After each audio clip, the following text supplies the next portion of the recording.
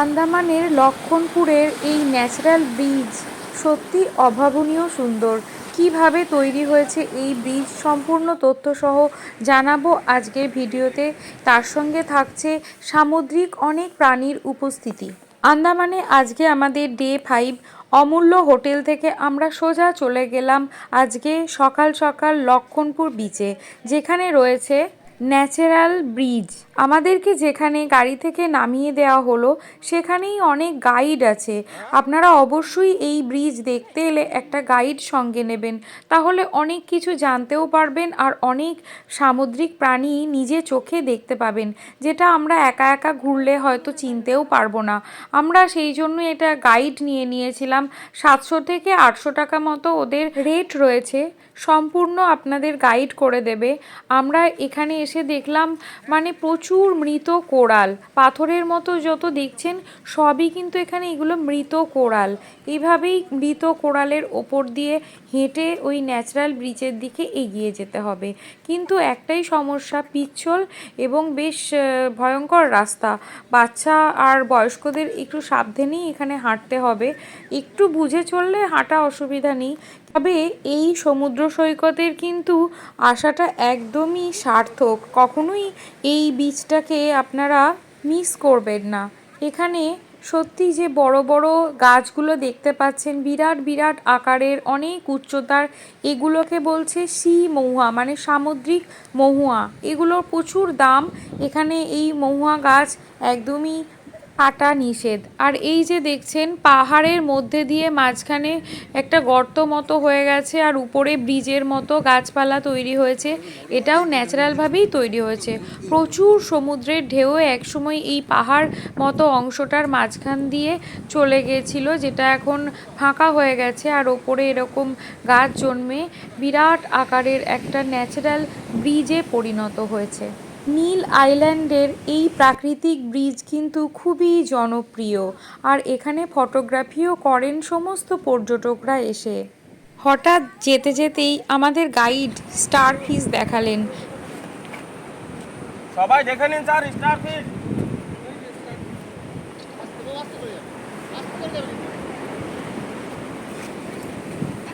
আস্তে আস্তে পড়ে যাবে, কিন্তু স্লিপারি আছে।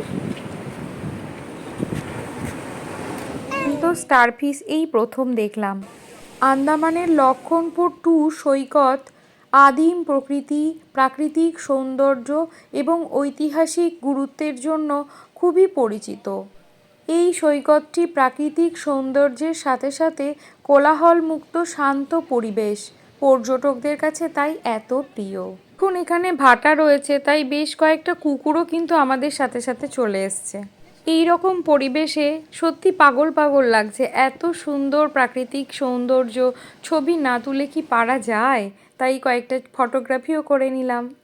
আন্দামানের সৈকতগুলো সাধারণত সাদা বালি, স্বচ্ছ ফিরোজা জল আর ম্যানগ্রোভ জঙ্গলের জন্য বিখ্যাত, কিন্তু এই লক্ষণপুরের প্রাকৃতিক সৌন্দর্যের মধ্যে একটি বিশেষ আকর্ষণীয় জিনিস হচ্ছে এই মৃত কোরাল, যেগুলো পাথরের মতো দেখছেন। আমরা হেঁটে চলেছি, সবই কোরাল। এখন আমাদের গাইড অনেকগুলো সামুদ্রিক জীব দেখাবেন। কাজ করতে পারেন, আর যদি না করুন আমি করে দেখাবো। হ্যাঁ, আপনিই করুন। না, আমি টাচ করছি। না না একদম করুন, ভ্যানিশ হয়ে যাবে, তাকে ভ্যানিশ হয়ে যাবে।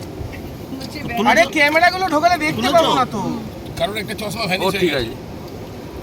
আছে। এই শালা হুশিয়া এখন 15-20 মিনিট লাগবে বাইরে বেরোতে।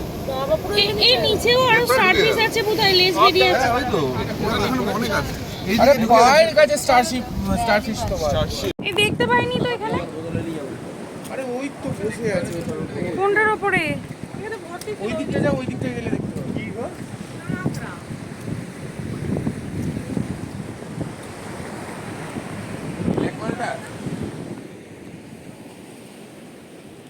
এখানে একটা মাছ আছে ছোট্ট।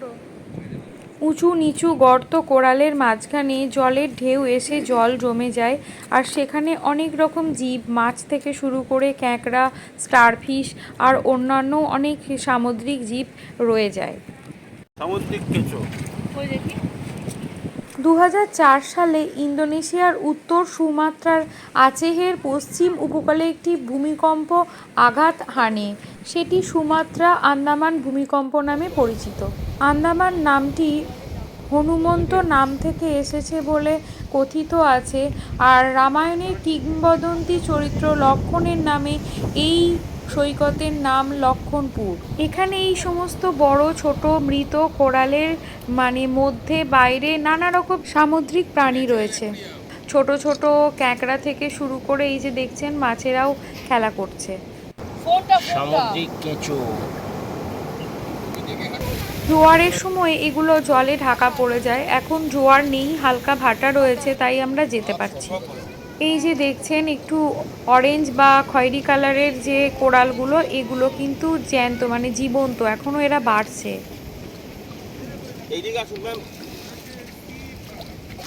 মানুষের টাচে কোরাল মরে যায়, তাই জন্য এই জীবন্ত কোরালকে হাত দেওয়া মানা। সব জায়গায় তৈরি হচ্ছে এই ব্ল্যাকটা এটাও কোরাল না, এটা এই যে কোরাল দেখাবো যেটা যেই শেপে আছে সেই হিসাবে নাম দেওয়া আছে, সাইন্টিফিক নেম আলাদা, ঠিক আছে? এটা হলো ফিঙ্গার কোরাল বলে। এটা দেখুন আঙ্গুলের মতো ধীরে ধীরে গ্রো হতে থাকে, ঠিক আছে? ফিঙ্গার কোরাল 1 বছরে 1 ইঞ্চি গ্রো করে। আচ্ছা, এগুলো কি আগে ছোট ছিল, এখন বেড়ে এরকম হয়েছে? এটা শ্রিম, চিংড়ি মাছের মতন দেখে নিন। কোনটা? একটু ব্ল্যাক সামনে দেখুন। আর এখানে ব্লু কালারের ছোট ছোট মাছ দেখছেন, হ্যাঁ, এটা কিন্তু নিয়ন ফিশ। সমুদ্রের মধ্যে এমনই একটা মাছ যেটা রাত্রে গ্লো করে, চমকায় দিনের।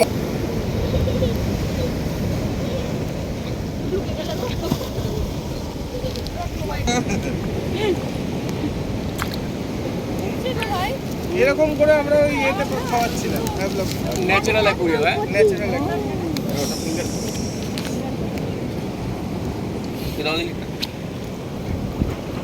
একটা ফটো তোল আমাদের। হ্যাঁ হ্যাঁ ওই আন্টিকে বলো একটা হ্যাঁ হ্যাঁ হাতে দিচ্ছি দিতে। এই যে ওই যে দিচ্ছে, এই যে দাঁড়াও, ওই ছেড়ে দিচ্ছ কেন? বাবার দিকে তাকাও, এই যে বাবা। ওইখানেও কোরাল আছে অনেক। এই আর এরা এটা খাচ্ছে না।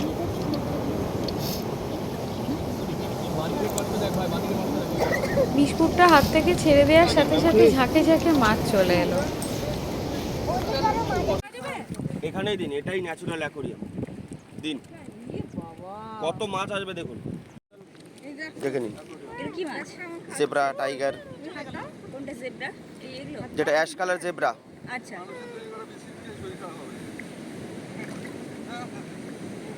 এইভাবে মাছকে খাওয়ানো সত্যি এক ভীষণ ভালো লাগার অভিজ্ঞতা। খুবই ভালো লাগলো আমাদের সকলের। ওটা কোরালটা না? হ্যাঁ, ওটা ফিঙ্গার কোরাল। Finger coral.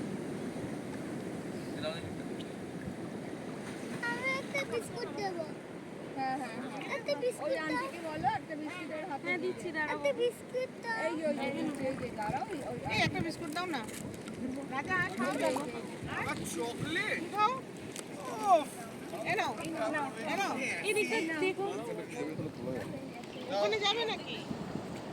মাছগুলো ওখানে যাবে? ওভাবে দেয় না, দেখো মাছগুলো কাছে এখানে সবাই বিস্কুট খাওয়াতে ব্যস্ত মাছকে। এরকম সুন্দর কালার, দারুণ লাগছে সত্যি, ন্যাচারাল অ্যাকোরিয়াম। দেখা যাচ্ছে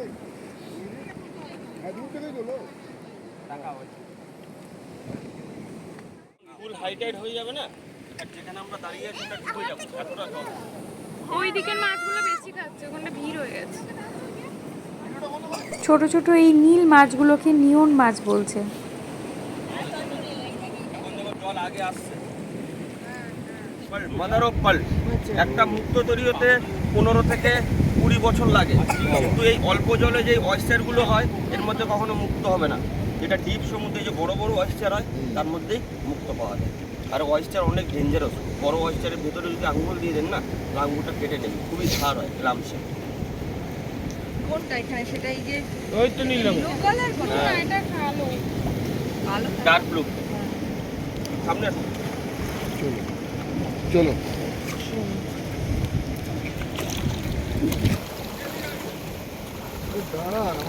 আস্তে আস্তে জোয়ারের জল বাড়ছে, তাই জল একটু একটু করে এগিয়ে আসছে।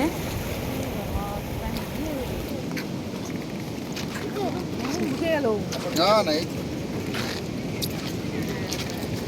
এই যে এটি হচ্ছে কোরাল স্নেক, ভীষণ বিষধর।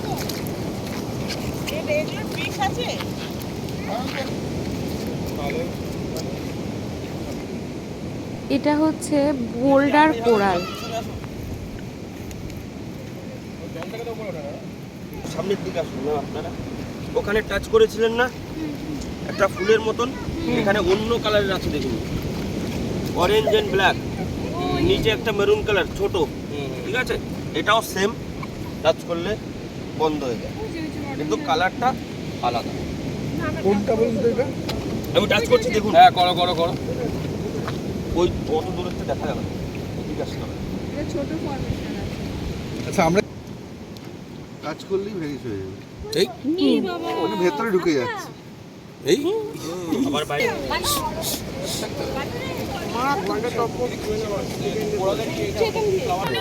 এটা ওই এটা কি হলো? ও মানে ও ভয় পাচ্ছে, ও বুঝে ইংলিশ করো। আচ্ছা, আচ্ছা, এটা দারুণ তুলেছিস। ওটাও রিলিজ করে যাতে ও ক্যামোফ্লেজ হয়ে যায়, ওটা ছাড়ে দিয়ে ওটার মধ্যে ঘুরে। কেমন পাথরের ওপর দিয়ে ব্রিজের মতো রয়েছে দেখুন ন্যাচারাল ব্রিজটা, আর সবুজ, খুব সুন্দর, মানে এখানটা এই জন্যই ফটোজেনিক। এত রকমের সামুদ্রিক জীব আমরা কিন্তু যদি নিজেরা আসতাম তাহলে খুঁজে বের করে দেখতে পারতাম না, তাই জন্য গাইডের অবশ্যই দরকার রয়েছে। সমুদ্রের ঢেউ দেখুন কি সুন্দর, পুরো ডিপ নীল রঙের জল আছাড় খেয়ে পড়ছে মৃত কোরালের উপর। কই কই কই সব ঢুকে আছে ভেতরে। সজারু সি আর্চিন, কি নাম বললে? সি আর্চিন, সি আর্চিন, কি কি সি আর্চিন। এই যে দেখুন প্রত্যেকটা গর্তের ভিতরে দেখুন ব্ল্যাক কালারের কাটা কাটা কিছু দেখা যাচ্ছে, ভালোভাবে দেখুন প্রত্যেকটা গর্ত, এটা কিন্তু খুবই পয়জনাস। এটা খুব পয়জনাস। ভুল করে যদি এর কাটা ঢুকে যায় না তাহলে খুবই ব্যথা হবে আর ঘা হয়ে যাবে। আপনি যত ট্রিটমেন্ট করবেন না ফট করে ঘাটা ঠিক হবে না, অনেক লং টাইম নেয়।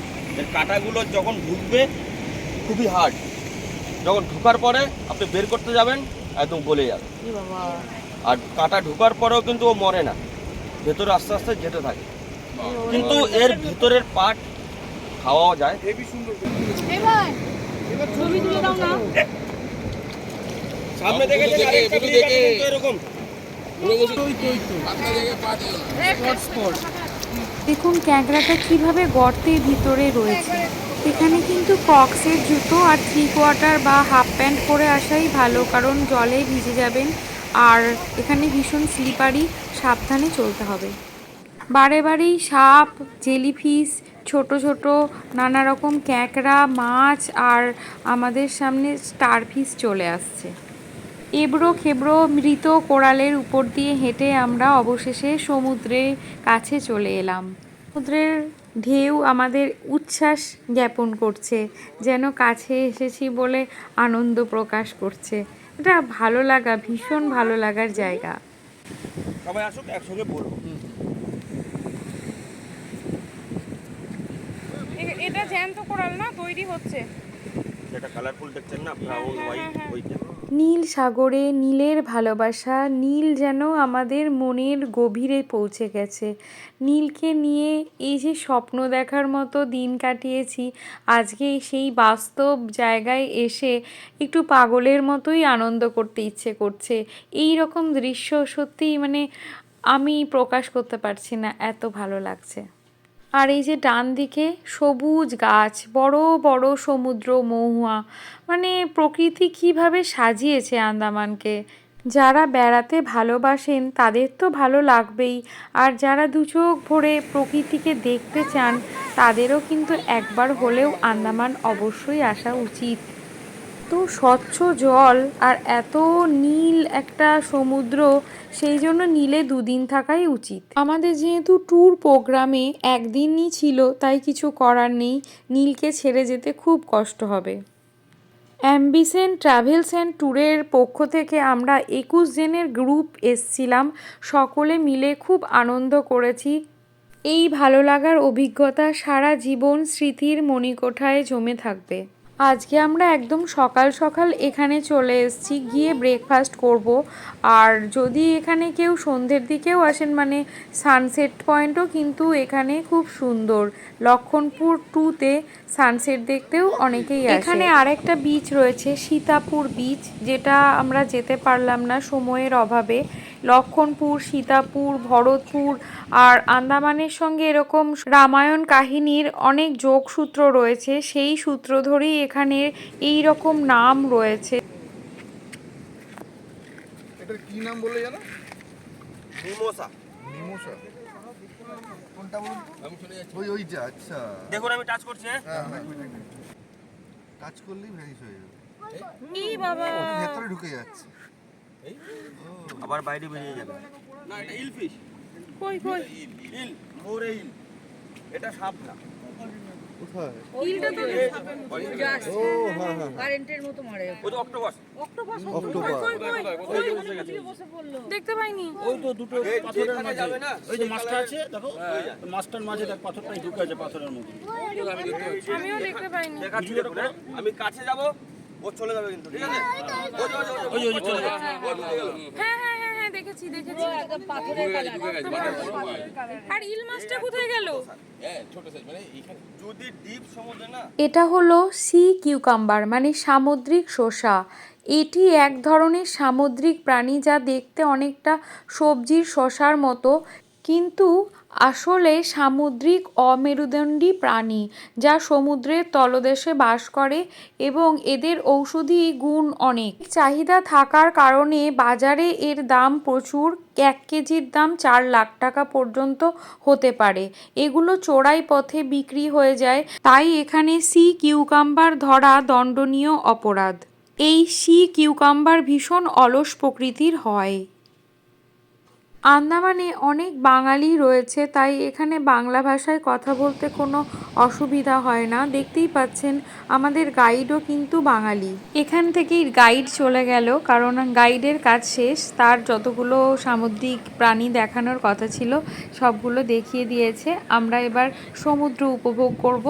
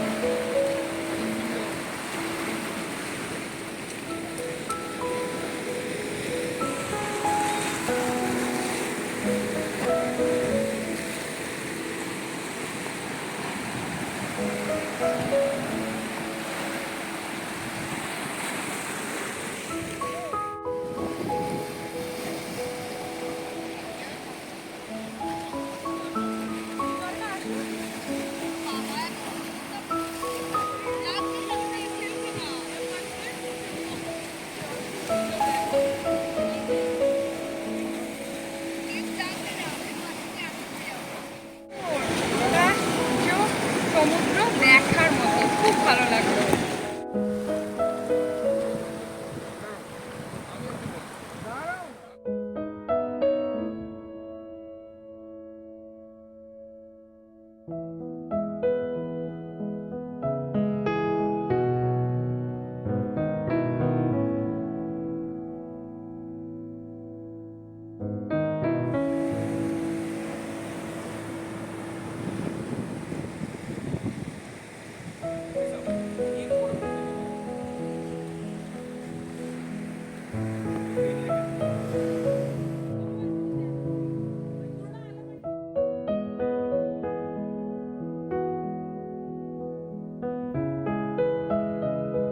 ফলটি হচ্ছে পান্ডুনাস নামে বিরলতম একটি ফল, যা নিকোবরেই পাওয়া যায়। স্থানীয় মানুষদের কাছে এটি খুবই জনপ্রিয় খাদ্য। আজকের ভিডিওটি যদি আপনাদের ভালো লাগে তবে ভিডিওটিকে লাইক এবং শেয়ার করে দেবেন, আর চ্যানেলটিকে সাবস্ক্রাইব করে পাশে থাকবেন। আর পাশে থাকা বেল আইকনটি অবশ্যই প্রেস করে দেবেন, যাতে নতুন ভিডিওর নোটিফিকেশন আপনাদের কাছে পৌঁছে যায়। পরের পর্বে থাকছে পোর্ট ব্লেয়ারের বিশেষ কয়েকটি আকর্ষণীয় জায়গা আর বোড়াটাঙে জারোয়া দেখা। আপনাদের সঙ্গে অবশ্যই শেয়ার করব সেই অভিজ্ঞতা, তাই পাশে থাকবেন আর ভালো থাকবেন, সুস্থ থাকবেন। সকলকে শেষ পর্যন্ত ভিডিওটি দেখার জন্য অসংখ্য ধন্যবাদ।